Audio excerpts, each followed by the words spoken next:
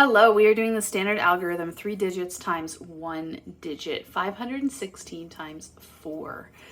Multiplying 3 digits times 1 is the same as when you multiply 2 digits times 1. So if you've done any of these, we just did, for example, here we did 8 times 4 and then 8 times 6. Well, we're going to do the same thing where you're just taking this number on the bottom, the digit to here, 4.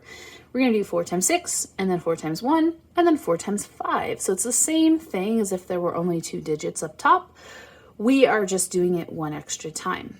And our whole answer will go on one row. And you just want to remember that if you get a double digit early on, you need to carry up top. So let's go ahead and get started. We are going to remember that the 516, 516 are all on the same team. They're not going to multiply against one another. The 4 is a different number, different row. So the 4 will multiply against the 6 and the 1 and the 5. Right to left, we'll go ahead and start. So 4 times 6. 4 times 6 is 24. And we're going to carry. So we'll write the 2 up here and the 4 down here, 24. And now we'll keep going. So next I want you to do 4 times 1 and then add that 2 in and put it here.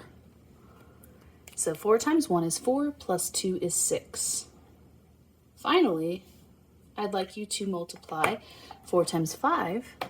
And whatever you get, you'll put the full number here. You don't have to carry at the end because there's nowhere to take it. So you would put it down below. 4 times 5 is 20. Stick your 20 down here and you are all finished. 2064. So again, to recap, what we did there is we did 4 times 6. We got 24. Then we did 4 times 1 plus 2 is 6. And then we did 4 times 5 is 20.